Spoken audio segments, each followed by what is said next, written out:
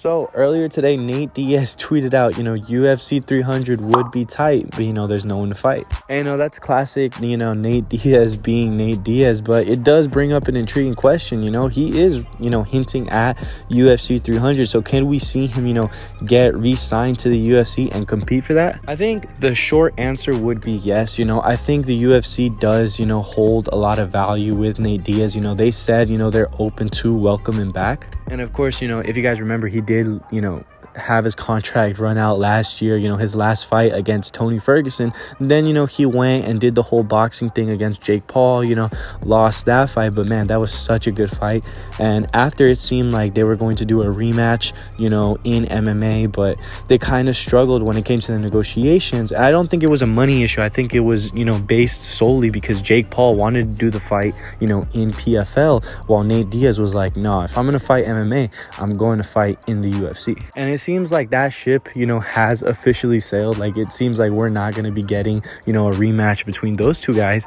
And, like I said, Nate, made it clear that, he wanted to go do his boxing thing and, after come back to the UFC. So, ultimately, yes, I do think, with how big of a star Nate Diaz is, if he wants to go back to the UFC, I think they will, make that deal happen. And, 300 would be ideal as they do need the star power. A lot of people are in question right now after that announcement that Dana White just made, confirming 3 fights for UFC 300, and all of those 3 fights came with heavy criticism from the MMA community. And to no one's surprise, Dustin Poirier tweeted back at him, saying, don't be scared, homie, 5 rounds. Even 7 days ago, he tweeted out saying Nathaniel. And so I'll start things off by saying, if the UFC can get this done, this would be a massive fight, nonetheless, for 300. But, just in general, I mean, the buildup that has been between these two guys, I mean, these two guys have history. Obviously they were supposed to fight,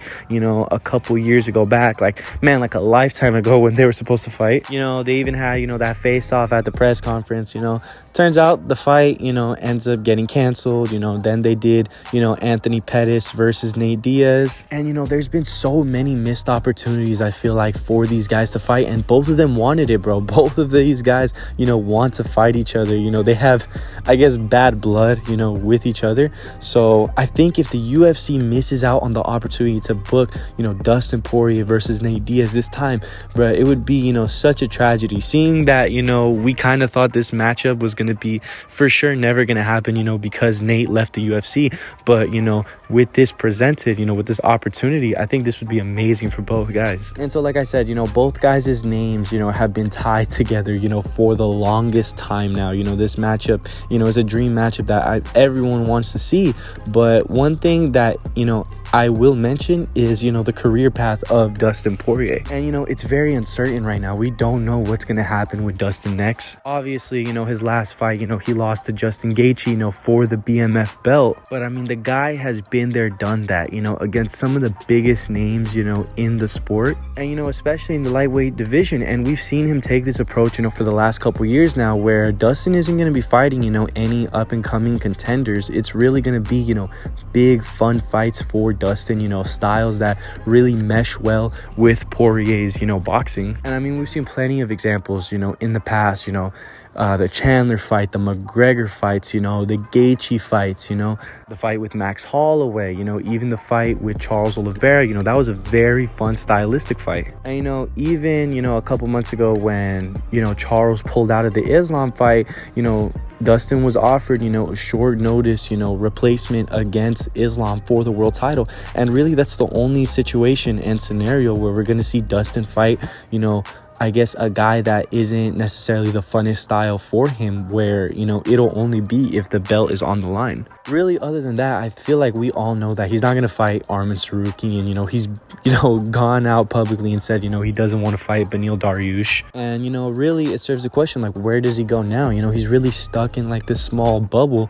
And I did go out there and I said that, a matchup, a rematch between him and Gaethje, a trilogy fight for the BMF belt at UFC 300, could be a good opportunity for Dustin to be on that card as well. You know, I think we've also heard rumors of, you know, Gilbert Burns, you know, those guys' names have been tied together now for a minute as well. But really, that's it. Like, there's no other really intriguing matchups for Dustin Poirier, especially for someone to fight him, you know, in April time. And I think now that we're seeing, you know, a possibility of him and Nate Diaz, I mean, that's absolutely perfect, because that checks all the boxes for what Dustin looks for in an opponent. Stylistically, you know, a fun matchup for Dustin, where it's like, you know, a guy's gonna really use his striking, you know, especially his boxing. You know, they're gonna be very close up, you know, get down and gritty, you know, those type of fights that we know, you know, the Diamond, you know, like, and, you know, shine in those type of fights.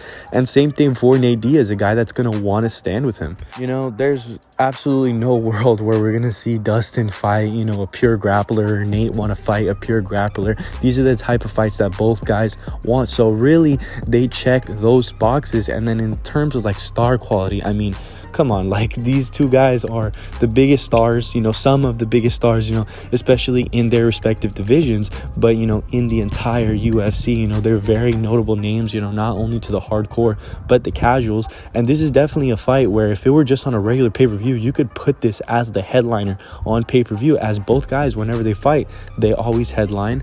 So I think putting this on UFC 300 would serve not only them but the UFC very well. It's definitely going to be interesting to see, you know, what news comes out, you know, in the next coming days, you know, next coming weeks, seeing, you know, if Nate Diaz is actually re-signing with the UFC, and, you know, seeing a potential for the Dustin Poirier matchup, which I feel like Dana White would 100% schedule this. And I just think all around, you know, Nate Diaz, you know, coming back to the UFC is very, you know, it's a really good move for his career. You know, not only do we have Dustin Poirier, but we also have, you know, the potential for him and Justin Gaethje, as, you know, Gaethje is the BMF holder. You know, Conor McGregor's coming back, so there could be a potential for that trilogy. Not to mention, there's still fun fights like Chandler, like Oliveira. And, you know, not to mention the biggest one for Nate Diaz is, you know, a rematch against Leon Edwards, who is the current, you know, welterweight champion. I think we all remember the last minute of that fight where, you know, Leon was this close, you know,